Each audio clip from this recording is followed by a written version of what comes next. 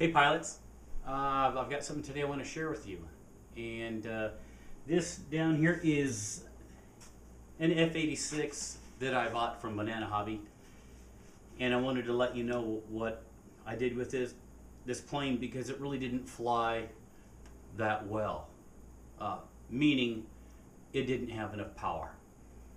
If you could notice, I don't know, but everything on this is stock, as it was when I bought it, with one exception, because it didn't have the power to fly.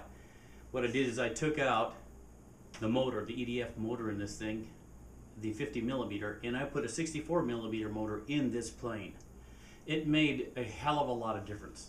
It also took an extensive amount of work on here because I had to take this hatch off and I had to hog out the whole inside radius in here so that the bell of the EDF or the duct would fit properly as it's supposed to, being so much bigger around than the 50 millimeter. But I finally got it in there, doing all the work, and like I said, it was a lot of work. But I got it in there, and what I did after that is just decided to go straight out and fly it, crash it, whatever, because it's either going to work or not. Well, the good news is it worked really good. It had a lot of power, but it made it a little bit tail heavy. So I need to add a little bit of nose weight to this. And in the process, I broke off the whole front nose on this thing after crashing it 3 times in a row because it didn't have enough lift with the extra weight.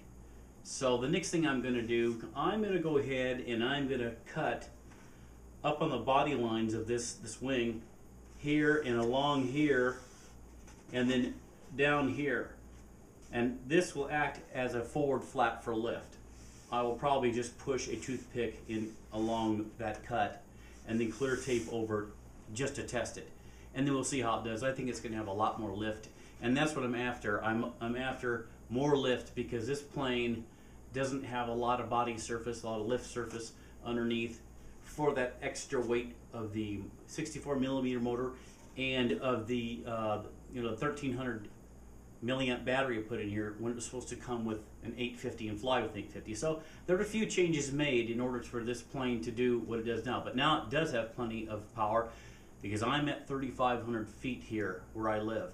And these planes that are flown in these hobby shop videos, they fly good, they do, because they're at sea level, which means the air is a lot thicker, produces a lot more thrust out the back, produces a lot more lift underneath the body of the plane, so it can fly with these small 50 millimeter motors, but it won't do so at higher elevation.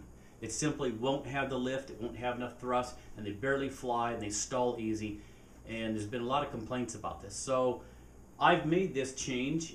It's somewhat of a hack job, but the point is it was done to test a point. And thankfully, for all you guys now that are living in cities that are higher elevations, you have an answer to gutless EDF motor jets.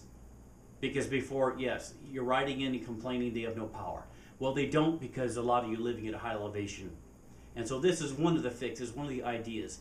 You can do upgrades, and later on in other videos, I'm going to tell you what motors with what EDF sizes that you can upgrade, and in which planes, and the things you can do to get the the center of gravity right, and get these things flying the way you want them to so they're fun and they don't stall out.